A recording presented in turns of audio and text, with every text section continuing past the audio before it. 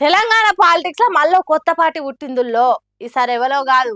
ఎప్పుడు చూడు వివాదాల నడుముండుకుంటా ఆయన స్టైల్లో మాట్లాడే ఎమ్మెల్సీ తీన్మార్ మల్లన్న కొత్త రాజకీయ పార్టీని ప్రకటించిండు. అవును నిజమే, పార్టీ పేరు కూడా దుమ్ము దులిపేస్తుంది. తెలంగాణ రాజ్యాధికార పార్టీ అట, షార్ట్ కట్ లో టీఆర్పీ అన్నట్టు. హైదరాబాద్ లో మీడియా ముందుకు వచ్చిన మల్లన్న తెలంగాణకు నిజమైన అధికారం రావాలంటే కొత్త రాజకీయ శక్తి తప్పదు అంటుండు. అందుకే ఈ టీఆర్పీ పార్టీ ప్రారంభిస్తున్నా అనుకుంటా బాంబు వేల్చిండు.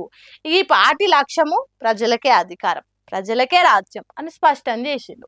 ఇప్పటిదాకా వాలించిన పార్టీలన్నీ వాళ్ళ స్వార్థం కోసం మాత్రమే పనిచేసినాయి. కానీ మేము గట్ల చెయ్యము, తెలంగాణ కోసం, తెలంగాణ పల్లె బస్తీ కూలి రైతుల కోసమే పనిచేస్తామని మళ్ళీ చెప్పుకొచ్చిండు.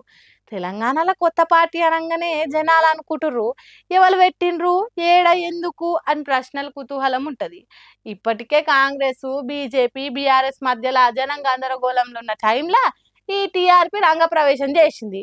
పార్టీ పెట్టిన రోజే ఆయన జెండాలు వీకేసినందుకు రేవంత్ రెడ్డికి చూసుకుందాం నీ పతాపమో నా పతాపమో, ఎంత ధైర్యం ఉంటే నా పార్టీ జెండాలే వీకేస్తావా అని వార్నింగ్ ఇచ్చిండు. మరి ఈ పార్టీ నిజంగానే తెలంగాణ రాజకీయాలలో సునామీ తెస్తుందా, లేకుంటే మనకే సున్నం కొట్టి పోతుందా అనే చూడాలంటుర్రు ఈ వార్తిన్న జనాలు.